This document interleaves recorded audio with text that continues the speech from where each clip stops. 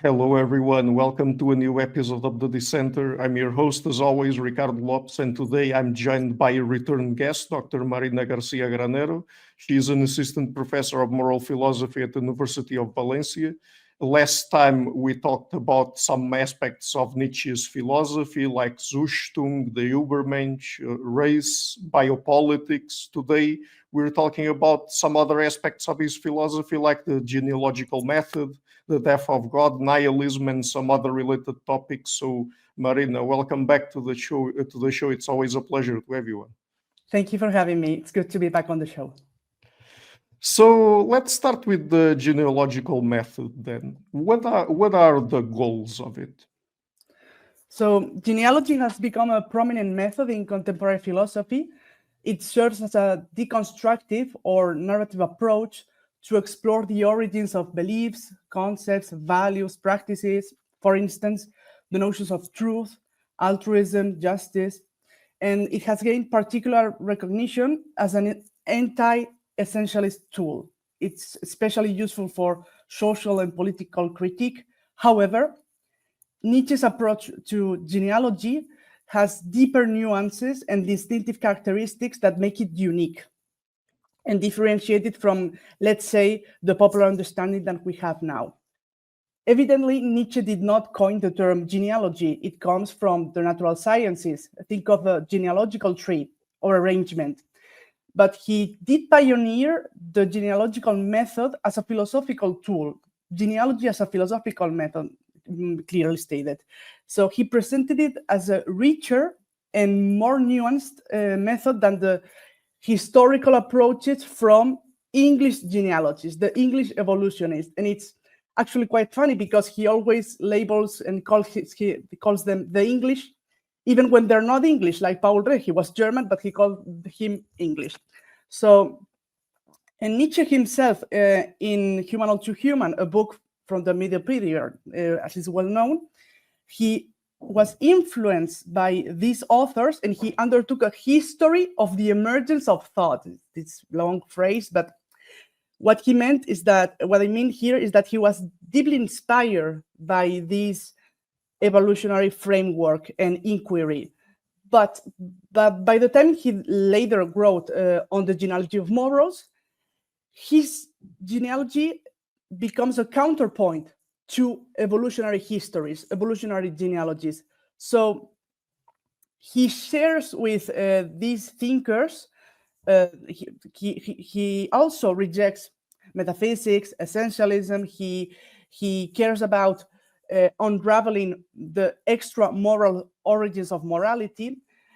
And by these authors, I'm referring to Herbert Spencer, Alfred Spinaz, Jean-Marie Gouillot, and as I already said, Paul Reh, and Walter Budget. I did mention him in our first interview because he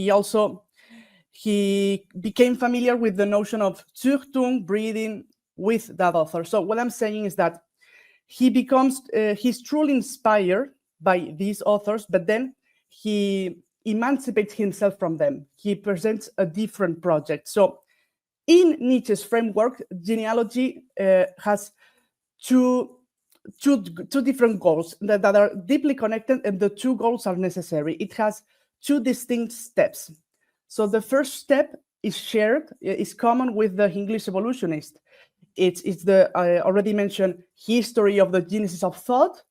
And so Nietzsche wants to understand how ideas and cultures are created and sustained. Like the genealogical tree of Christian values, European societies, etc., etc. But the second, more critical step is original to Nietzsche, and he questions the value of values, the value of these ideas, these practices, these institutions. And this second step is what distinguishes a genuine genealogy from a mere history of morality.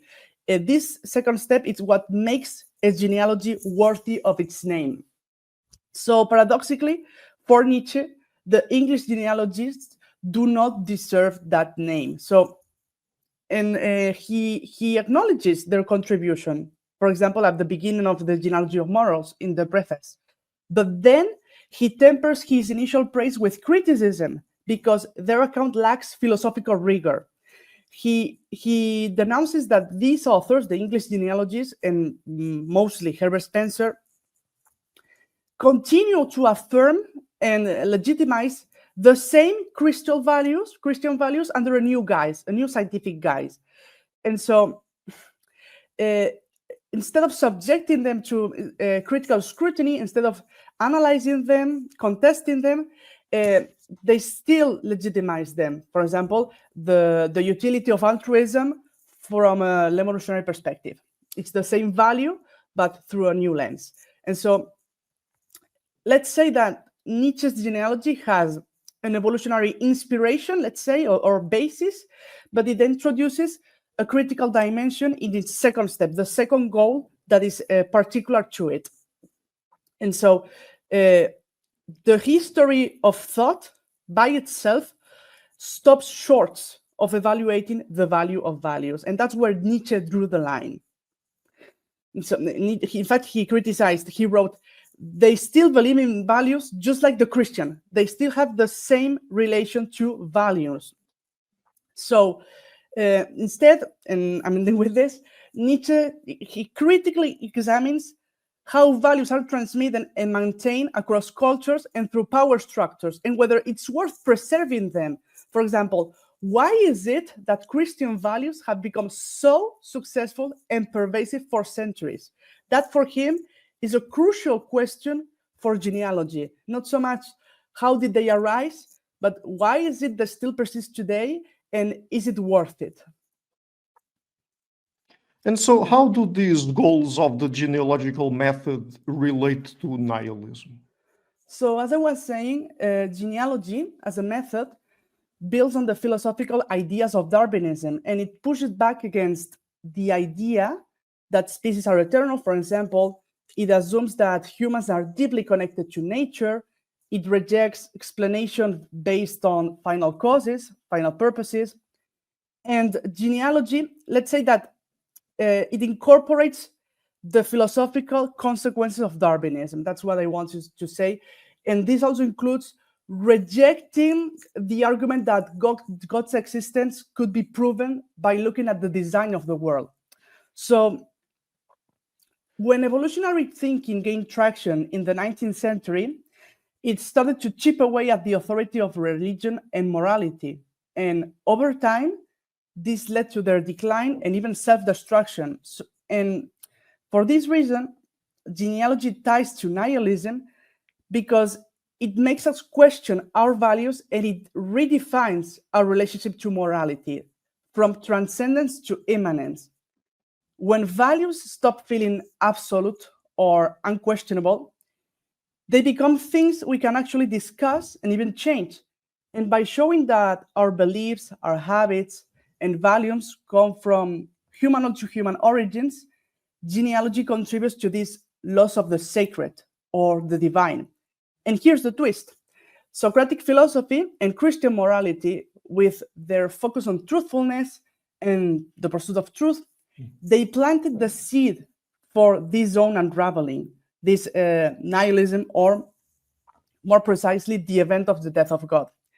Because this truthfulness, this will to truth, gave us the drive for knowledge, the same drive that, for example, with new evolutionary discoveries, ended up undermining them, undermining the moral Christian hypothesis, creationism, etc., etc.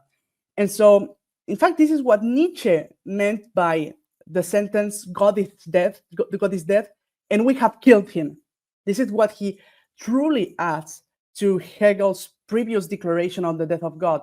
The ideals of good, truth, and beauty that once served as our guiding principles are now exposed as illusions. They're no longer able to shield us from the deeper realization of nihilism. So ironically, it's the same will to truth that led to the collapse of these ideals and the profound existential shift that we're now facing. Christian religion, in fact, would probably have experienced a different fate if it hadn't promoted such an attachment to truth or aesthetic values. And what is the death of God? Well, the death of God, the way I see it, is best understood as a cultural event beginning in late 19th century Europe. And I want to stress this word event to mean that it is historically and locally situated, because there is a tendency to conflate, to treat nihilism and the death of God as synonymous, and they're not. We could say that the death of God is an event, while nihilism refers to many things. Nihilism is part of a human condition, refers also to a type of ideals, etc. I'm sure we will talk later about that. But so the thing about the death of God is that it's not about whether you or I or anyone listening chooses to believe in God or not. It's not a question of personal faith or theoretical atheism. Instead, it reflects a deeper collective issue. It's the collapse of the principles that once gave a structure and meaning to life. It's the collapse or the foundations of our Christian societies. So the fact is that the idea of God as the ultimate metaphysical and moral principle no longer works as a collective anchor for our politics, societies, or values. Those values have lost their strength or credibility, or at least part of it. And so the death of God as an event, it manifests as a sense of aimlessness, a kind of cultural disorientation, because those Christian values have lost their authority, their power to orient ourselves and our society. So the metaphysical hypothesis of God no longer provides the same security or the same collective consolation. This idea of consolation plays a major role in nihilism. So interestingly, the death of God doesn't happen because life is falling apart. It's quite the opposite. It happens because things are going relatively well. We have major advances in science, technology, social stability, even material prosperity. And Nietzsche notes this in the Letzter Heide, which is his most extensive and systematic treatment of nihilism. It's a posthumous fragment from 1886, and it's famously known as Letzter Heide because of the location in Switzerland where it was written. And so in that fragment, Nietzsche states, we can now bear a significant reduction in the value of man because we enjoy relative prosperity and culture. And so the very success of these advancements, as I was saying at the beginning, science, etc., the economy, that undermines the need for the sustain that God provided, the traditional foundations of our culture. And how do people react to this experience of the death of God? Well, the death of God is a double-edged sword. On the one hand, it can be experienced as a liberation. And for instance, in contemporary philosophy, the hermeneutic school has emphasized this result of liberation. With the breakdown of transcendence and traditional values, there is obviously an opportunity for autonomy, to experiment, to develop our individuality. And so the death of God as an event pushes us to recognize that meaning isn't inherent in the world. Meaning is a human creation that we introduce into the world. It's not something to be found, it's something to be created. And meaning is not something that corresponds with the external world, like truth in the correspondence account. But what I mean is that meaning is fictitious. It opens up a space for different narrations, worldviews, stories. And so before the death of God, there was no space for pluralism. So these are positive outcomes from the event. Modern manifestations of morality are more pluralistic. Religion is less dogmatic. Philosophy is more critical. And so after the death of God, people gain power over how they interpret and live in the world. But on the other hand, the death of God is dangerous because it's not just Christian morality that's affected.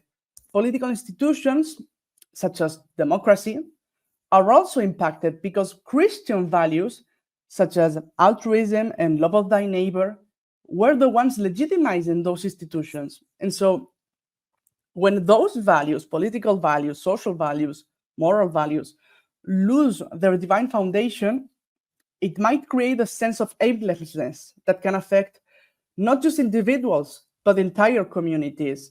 It's what I was saying before. The death of God is not about atheism as a personal question, but the collective role played by the thought of God, the foundation of the God.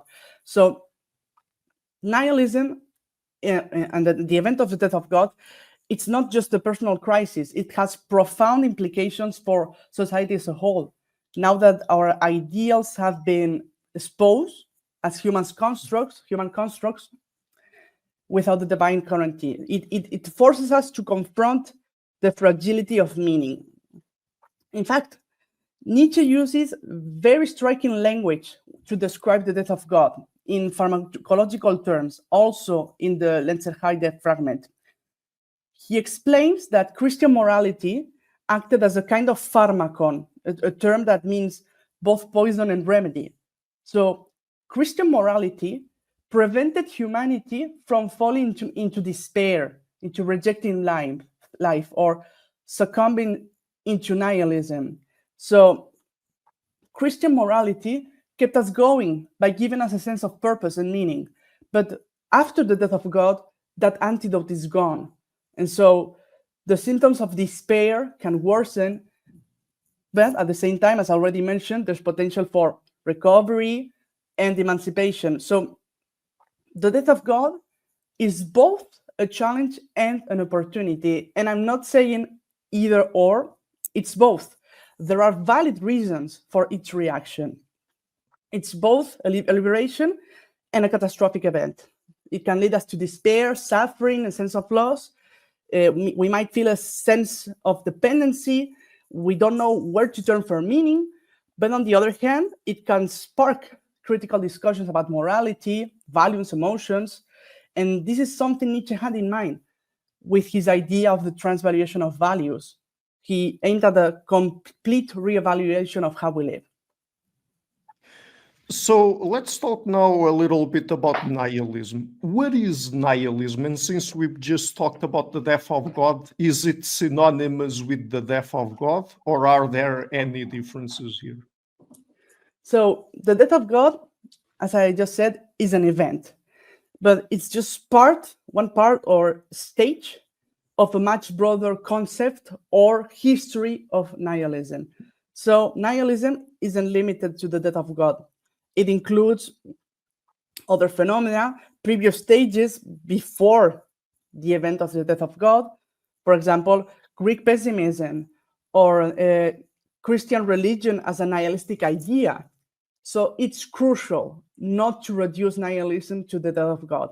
It's just one stage in the longer history of nihilism. For instance, and I just wrote about this in a chapter for a collective volume on Homo Mimeticus and on nihilism and mimetic studies. René Girard, the founder of mimetic theory, René Girard, his interpretation of nihilism is very problematic because he reduces it to the event of the death of God. And this oversimplifies Nietzsche's deeper insights into our nihilistic condition. So the fact is that Nietzsche actually presented nihilism in different layers, and we need to consider all of them to fully grasp what he means by it. So one way to think about this comes from the work of a prominent Nietzsche scholar, Paul van Tongeren, and his book, Nietzsche and European Nihilism. And there, he argues that Nietzsche conceptualizes nihilism in at least 3 stages, each marking a distinct phase in the evolution of nihilistic thought. And to really grasp nihilism, we have to look all these stages. And Van Tongeren, he actually speaks also about a 4th stage, but let's stick to the first 3. So the thing is that the first layer of nihilism is the absolute lack of meaning in the world. The great example of this is Greek pessimism in the 5th century before our era. So Nietzsche sees Greek culture, Greek pessimism, as the original form of nihilism, the tragic realization that life is absurd and meaningless, and that as individuals, or even as a cultural societies, we are insignificant in the grand, ever-changing flow of existence. And so he looks at the pre-Platonic Greeks as a model for this stage. It's a fact that the Greeks were pessimists, and in many ways, their greatness came from this. They were able to see and accept the fundamental truth of life's tragedy, and they didn't look away from this harsh reality. They faced it head-on, and that was part of what made their philosophy so profound. They didn't run from the tragic nature of life. They embraced it. They didn't try to sugarcoat it with comforting ideas, as did Socrates later, as did Christian religion later, for example. And so this is a first nihilism before any philosophical or religious system created later to console us. So the tragic Greeks remain open to suffering, to illness, and they unveil the abyss, the paradox. Many times, let's think about this in contemporary terms or events. The events happening in our lives and the world, for example, a pandemic, a devastating fire, or a flood. We just had a devastating flood here in Valencia. They exceed our very limited human power. And that is the tragic insight of life that Nietzsche vindicated. And so after, let's say, this stage of Greek culture, we move to what Nietzsche calls nihilistic ideals. And these are the ideas of European culture from Plato all the way to the 19th century. And these ideas were built to protect ourselves from the tragic insight of life. And that's why they are nihilistic, because they negate the fundamental tragic insight of life. But with these ideals, Nietzsche, let's say, includes Christianity, democracy, scientific positivism, romanticism, his own romanticism in his youth. And so this is where when humanity starts to build and construct things like God, truth, being, ideas that act as a defense mechanism against the tragic experience of the first nihilism. They can no longer endure that tragic experience. They have to conceal it with ideals such as God, truth, being, etc., beauty as well. And so, in fact, Nietzsche argues that Christianity succeeded. It gained so much power because it made sense of suffering and evil. It offered the idea of a perfect world and gave meaning to death. But of course, these ideas were nihilistic, and with their own will to truth, ultimately revealed themselves as false. And so the fact is that these nihilistic ideals, instead of accepting life as it was, they offered external idealized views that cover up reality. And Nietzsche's alternative, however, was to embrace life as it is, without trying to impose some idealized meaning onto it, what he called the innocence of becoming. And so, to conclude and to, let's say it in very briefly, it has three key dimensions. First is a human condition, as I was saying, the fundamental meaninglessness and absurdity of life. Secondly, nihilism refers to the nihilistic ideals that we create to shield ourselves from that tragic truth. And third is the event of the death of the God that I already spoke about, when those ideals and values lose their authority. And people sometimes describe Nietzsche himself as being nihilistic. Was Nietzsche nihilistic or guilty of nihilism in any way?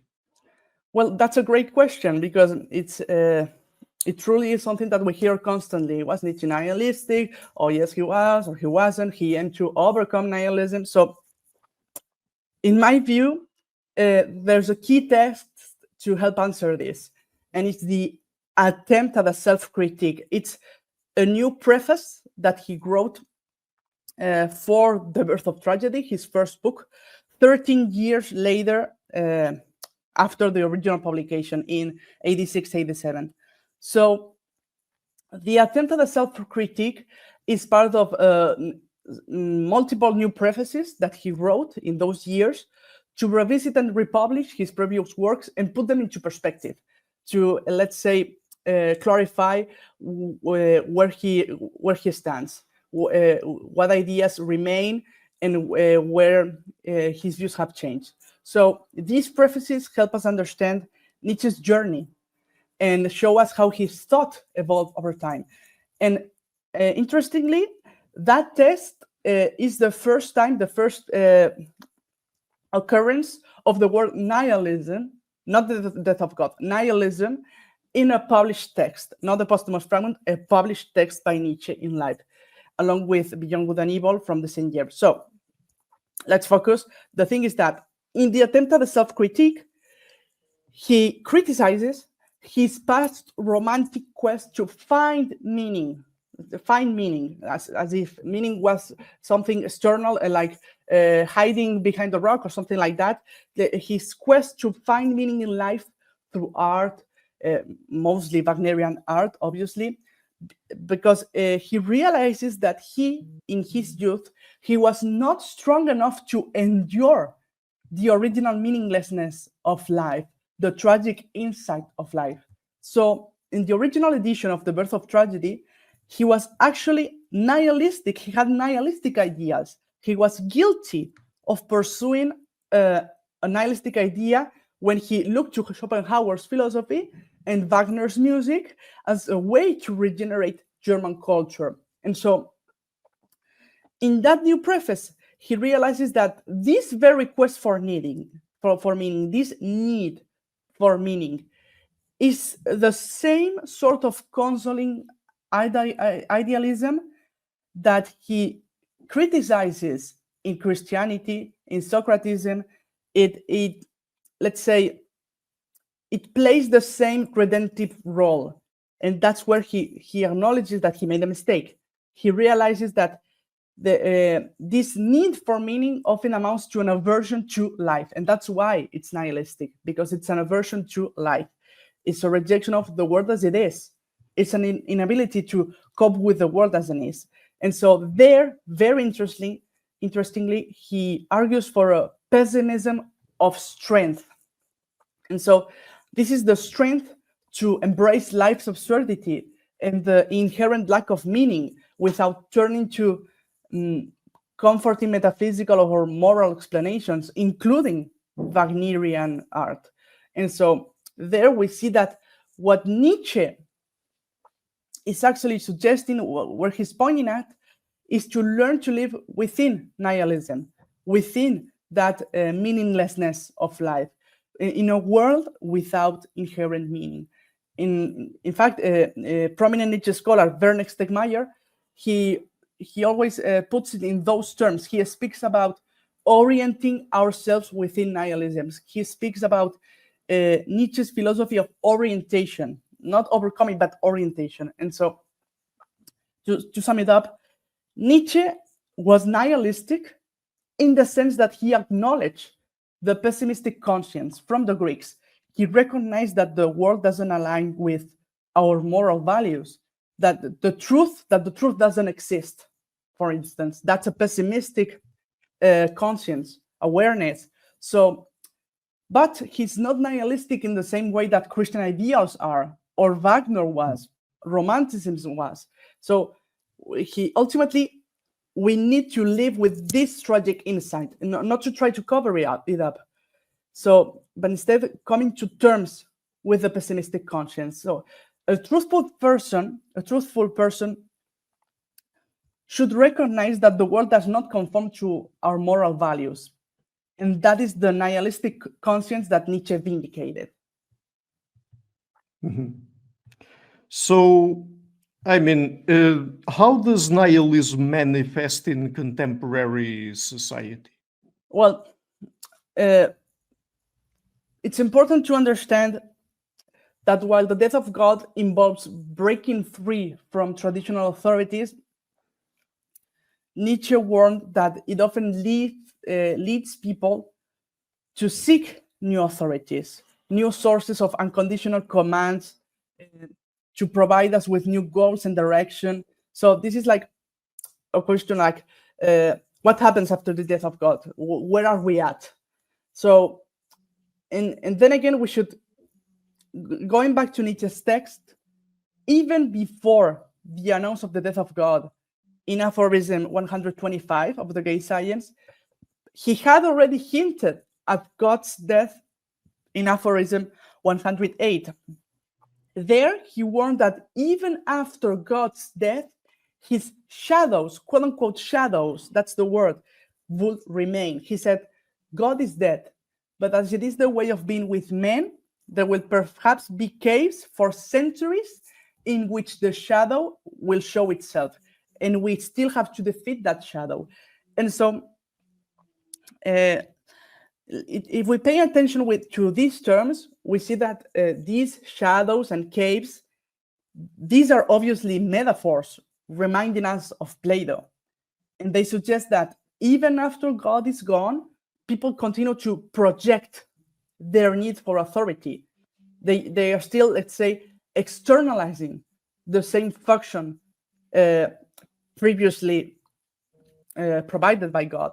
And so, even after God is done, people may say, we may say, long for something or someone to provide them with meaning, purpose, because after all, the loss of a clear, stable reference point, like God, it can feel unbearable. Some people can't help but look for new surrogates and replace God with something that provides the same sense of security. And so we might say that Europeans, people, etc., it's always awkward to use these terms, we, whatever. So they remain attached to the idea of God, even though they can no longer believe in it. That's the issue. It's like a self-referential situation in which there's it's difficult to find an exit to it. And so Nietzsche's point is that after the death of God, the faith in truth doesn't necessarily disappear. We still have faith in the saving power of truth. We might cling to this idea that the truth can save us, even if it comes from something other than God. And so we might look for new systems, political, cultural, social, that step in to fulfill the same role.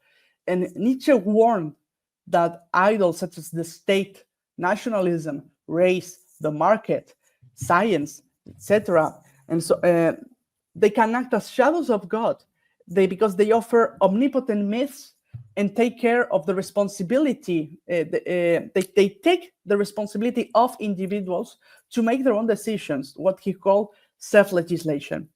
And so we can see, for instance, this dynamic playing in various historical and political contexts.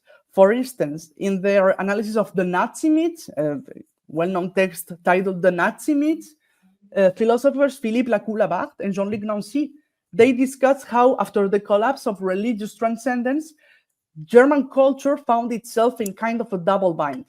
On the one hand, it was losing its religions and political structures, but on the other, it was drawn to romanticism and nostalgia for medieval Christianity. And this created a fertile ground for the rise of Nazism, which promised the restoration of the sacred through things like I already said, nationalism, race, the idea of a unified people under a strong leader, etc. So in sociological terms, we might say that this was in part a response to the nihilistic emptiness that people felt in the wake of religious and cultural loss. So when we talk about nihilism today, we see its roots in this persistent struggle for meaning after the death of God, and how new authorities often emerge to fill that void. And does nihilism also manifest in science and technological advancements? Yeah, absolutely. In fact, these shadows can surface in politics, as I already say, science, and even technology. And Nietzsche explicitly criticized how social Darwinism, in the wake of the death of God, positioned itself as a kind of new idol. He observed that Darwinism owes to Christianity the foolish confidence in the course of things for the better, let's say. It played the same functions. In this sense, he criticized that social Darwinism inherited the Christian notion of progress, but reframed it within a scientific framework, a new code, a new way to legitimize it. And so he challenged those authors, Herbert Spencer, Paul Rée, etc., and utilitarianism, John Stuart Mill, likewise, because he believed, obviously there are multiple differences between these authors, but let's talk grosso modo as a group. He believed that they as a group, social evolutionism and utilitarianism, they perpetuated the same Christian values under a new guise. And these evolutionary ethics, according to him, to Nietzsche, they legitimized the same moral framework, but presented them as rooted in evolutionary imperatives rather than the divine authority. We know that Spencer upheld altruism, the same value steeped in Christian morality, but framing it as socially useful. And so they managed to maintain its essential function as a shadow of God. So no supernatural authority was necessary. Instead, biological imperatives dictated the same moral values, acting thus as a shadow of God. And so they managed to save our faith in humanity, in human beings, by prompting the same values that echoed the same anthropological ideas of Christianity. And so it ultimately, as I was saying at the beginning, when I compare their original genealogies versus Nietzsche's genealogy, the problem is that these evolutionary thinkers didn't challenge Christian power structures like democracy or the church or morality itself. It replaced one authority with another, from the divine to the biological. And so the problem is that science, while obviously invaluable, it cannot determine the value of values. And that's a task that lies beyond its domain. And that's a key idea of one of Nietzsche's fragments titled Anti-Darwin. So Nietzsche criticized Darwinian morality for essentially legitimizing those values and noting that the science, there's still faith in the saving power of truth, and there's still an eschatological vision of progress in science. And so that's also one of the main topics in the attempt at self-critique. He questioned whether this excessive faith in science was simply a defense mechanism against pessimism, because it's evading the truth of life, its tragic insight. There's a misplaced optimism perpetuating false promises. And so Nietzsche's thought challenges us to go beyond merely studying his philosophy, and instead it pushes us to adopt his genealogical perspective. And if we look at today's world, let's say today's current movements, philosophical movements, scientific movements, transhumanism represents an interesting case to apply this Nietzschean perspective.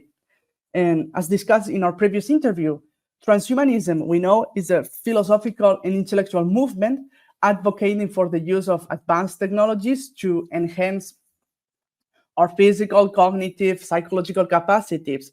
And for example, to overcome our limitations, disease, aging, and even death. And so at the core, transhumanism envisions technology as a means to transcend our biological constraints and redefine, let's say, the essence of humanity.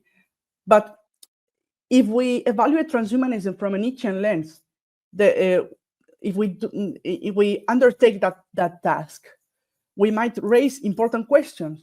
For example, what moral framework does it aim to establish? What are the values that will dominate in a world shaped by those principles? And if we connect nihilism with transhumanist technologies, we might see that transhumanism fails to grapple with the tragic insight of life from the ancient Greeks. It intends to view the human condition negatively through the lens of this important concept of biological constraints. And so we already spoke in our previous interview about Stefan Sorner, an advocate for so-called Nietzschean transhumanism. He attempts to reframe transhumanism as a life-affirming project aligned with Nietzsche's values, with Nietzsche's vision of self-overcoming, self-transcendence. However, many Nietzsche scholars criticize that transhumanism can perpetuate ascetic ideals or nihilistic tendencies, and this highlights the need for a deeper exploration and not to replicate the shadows of God or not to fall into nihilism. And so we must ask whether transhumanism carries forward nihilistic structures of religions without God, worship without divinity, for instance, and whether this promise for a better life functions as a new shadow of God. The way I see it, Nietzsche would criticize this ingrained habit of seeking meaning from an external source, and that persists and undermines our true power for self-legislation. And so so-called Nietzschean transhumanism and transhumanism in general, because the mainstream current in transhumanism doesn't at all connect with Nietzsche. Like, for instance, Nick Bostrom, he rejects Nietzsche. He's instead utilitarian. But the thing is, transhumanism, broadly understood, should maybe ensure that technology does not replace God's role in shaping human values. So one last question then. Can nihilism be overcome? Well, that's a perfect question to conclude, and very timely, because in contemporary discussions of Nietzsche, especially in the Anglophone world, it's become quite common to talk about overcoming nihilism.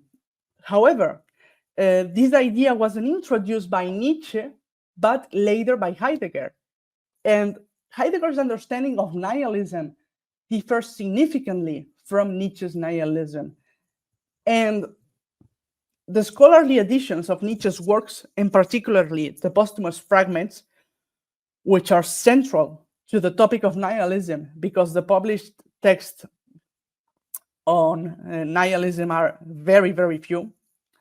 These editions have undergone substantial revisions and advancements since Heidegger's time. And by this, I mean that while Heidegger's interpretation remains influential, it should be approached with caution, because it reflects his own philosophical ideas rather than a direct representation of Nietzsche's views, given, obviously, the limited resources available to him when it comes to Nietzsche's corpus. So, now, entering into Nietzsche, it's important to clarify that Nietzsche never explicitly speaks of overcoming nihilism. Instead, he speaks a few times of, quote unquote, the self-overcoming of nihilism. And even then, this idea only appears in 3 unpublished notes. And these notes are very cryptic, underdeveloped. They are essentially brief headings for potential future writings, like, okay, a chapter on the self-overcoming on nihilism. And even then, critically, if we think about it, the idea of nihilism, self-overcoming itself, is very different from the idea of a person, someone, let's say, actively overcoming nihilism. Let's say the structure is different, because by the self-overcoming of nihilism, Nietzsche might have been thinking about the fact that Christian nihilistic ideas had their own corrosion ingrained in them because of the will to truth. Okay, so can nihilism be overcome? I believe that the answer depends on the type of nihilism that we're talking about. Let's say the layer or the state.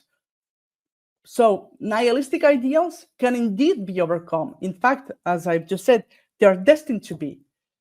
Christian ideas, let's say, our will to truth, etc., our attachment to truth, they compel us to critically examine and dismantle contingent constructs of aesthetic ideas and face us with the original nihilism of pessimism. And so if we move forward to the next stage, let's say the death of God and the shadows of God, our dependence on external authorities and the shadows of God, that can also be overcome. However, if we go back to the original foundation, the original layer of nihilism as a human condition, the deeper existential pessimism, the reconnection of life's tragic nature and the fundamental meaninglessness, that's something that cannot be overcome. In fact, the very desire to overcome this kind of original nihilism is in itself problematic. As I've said, Nietzsche warns that attempting to erase or escape this inherent absurdity and randomness of existence often leads to heteronymous relationships.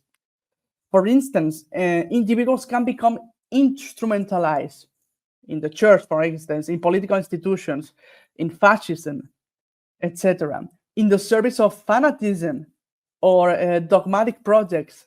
And so, even if Nietzsche does not speak of, as I said again, overcoming nihilism, in the well-known Leuven fragment, he does present a situation that in practical terms, I think, could amount to it, or at least come close. He argues that human power has grown to such an extent that we should no longer need external consolation to ease our despair.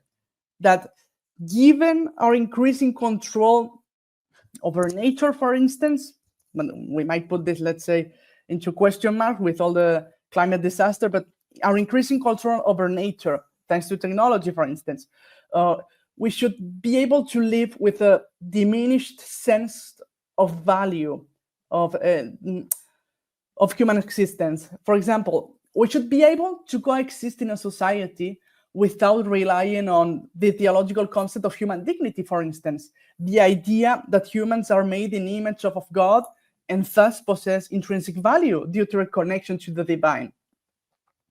We could find other immanent values. We could ground them in other perspectives to fulfill that role of the unconditional. And not because it's true or false, because that doesn't matter. Nietzsche, as we know in Beyond Good and Evil, section 4, he says, whether a judgment is false, that's completely out of question. It doesn't matter.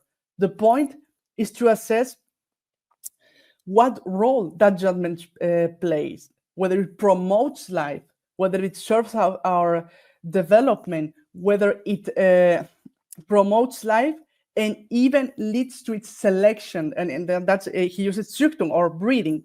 So let's say that once we move beyond this framework of let's say, truth as a correspondence, the foundations of the divine, etc., we might find alternative ways to establish that social order without depending on religious or metaphysical foundations.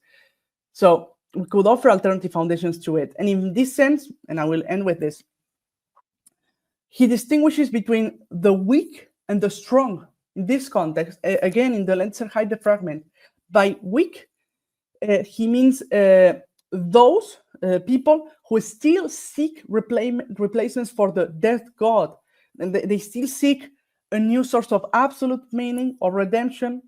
And instead, the strong, on the other hand, are those who can endure life's absurdity without dogmas, those that affirm the absolute, the inherent meaninglessness of the world. And so seeing that meaninglessness not as a problem to solve, but even as a positive aspect of life, as I was saying, it opens this it opens up a space for pluralism, etc., etc. And in fact, for Nietzsche, our ability to transcend this absurdity without erasing it is what defines our humanity. The original lack of meaning, it will come out forever because nihilistic ideals will fall one after the other. And so the original lack of meaning will constantly reappear. And what defines our essentially human experience is to try to endure it and make sense of it. It's not actually a question of overcoming nihilism, but coming to terms with it. Not how to overcome, but how do we respond to it? It's the fact that Western culture, traditionally shaped by Christian values, could take Nietzsche's advice to cultivate a pessimism of strength. And this means learning to live, as I was saying previously, within nihilism, to come to terms with life's tragic vision instead of seeking redemption or construct a new all-encompassing ideology. And so it's about experiencing life's uncertainty and embracing the lack of ultimate meaning. With the increasing power that we hold over ourselves and the world, we no longer need to depend as heavily on moral, religious, or philosophical constructs for comfort. Today, our challenge is to accept life's randomness while finding ways to affirm and make sense of it without denying the tragic aspects. Great. So, Marina, just before we go, would you like to tell people again, like you did last time, where they can find you and your work on the internet? Yeah, sure. So, searching my name on Google, you will easily find me in all the academic social networks like ResearchGate, Field People, academia.edu, and you can easily reach me out by email if you would like to talk or maybe exchange publication, etc. I look forward to continue the discussion. Great. So thank you so much for coming on the show again. It's always a pleasure to talk with you. Thank you, Ricardo. Hi guys, thank you for watching this interview until the end. If you liked it, please share it, leave a like and hit the subscription button. This show is brought to you by Enlights, Learning and Development Done Differently. Check their website at enlights.com, and also please consider supporting the show on Patreon or PayPal. I would also like to give a huge thank you to my main patrons and PayPal supporters: Per Larsen, Jerry Mullerens, Frederick Sunda, Bernardo Seixas, Olaf Alex, Adam Kessel, Matthew Whittingburg, Arno Wolf, Tim Hollis, Eric Alenia, John Connors, Philip Forrest Connolly, Dan Demetri, Robert Windiger, Rui Inácio, Zup, Marco Neves, Colin Holbrook, Phil Kavanagh, Mikkel Stormir, Samuel André, Francis Ford, Tiago Nunes, Fergal Cossen, Hal Herzog, Nuno Machado, Jonathan Librant, João Linhares, Tantantia, Samuel Correia, Eric Hines, Mark Smith, João Eira, Tom Hummel, Sardus France, David Sloan Wilson, Yacila Dez Araújo, Romain Roach, Diego Londonho Correia, Yannick Punter, Dana Rusmani, Charlotte Bliss, Nicole Barbaro, Adam Hunt, Pavlo Stasevski, Nelek Bach, Guy Madison, Gary G. Alman, Sam Afzal, Adrian Yeager, Paul Tolentino, João Barbosa, Julian Price, Edward Hall, Edin Bronner, Douglas Fry, Franca Bortolotti, Gabriel Ponce Cortez, Ursula Litsky, Scott, Zachary Fish, Tim Duffy, Sonny Smith, John Wiseman, Daniel Friedman, William Buckner, Paul George Arnaud, Luke Loaki, Georgios Theophanos, Chris Williamson, Peter Wolozin, David Williams, Diogo Costa, Anton Erickson, Charles Murray, Alex Shaw, Maury Martinez, Coralie Chevalier, Bangalore Atheists, Larry Dealey Jr., Old Erringbon, Sterry, Michael Bailey, Dan Sperber, Robert Grassi, Zigoren, Jeff McMahon, Jake Zool, Barnabas Radix, Mark Campbell, Thomas Dovner, Luke Nissen, Chris Story, Kimberly Johnson, Benjamin Galbert, Jessica Nowicki, Linda Brandon, Nicholas Carlson, Ismail Benzliman, George Coriatis, Valentin Steinman, Per Crowley's, Kate Van Goller, Alexander Hubbard, Liam Dunaway, B.R., Masood Ali Mohammadi, Perpendicular, Jonas Hertner, Ursula Goodenough, Gregory Hastings, David Pinsoff, Sean Nelson, Mike Lavigne, and Jos Necht. A special thanks to my producers, Isar Webb, Jim Frank, Lucas Stafiniak, Tom Vanagdam, Bernard Ugnik, Curtis Dixon, Benedict Mueller, Thomas Trumbull, Catherine and Patrick Tobin, John Carlo Montenegro, Alnick Ortiz, and Nick Golden, and to my executive producers, Matthew Lavender, Sergio Quadriano, Bogdan Kanivets, and Rosie. Thank you for all.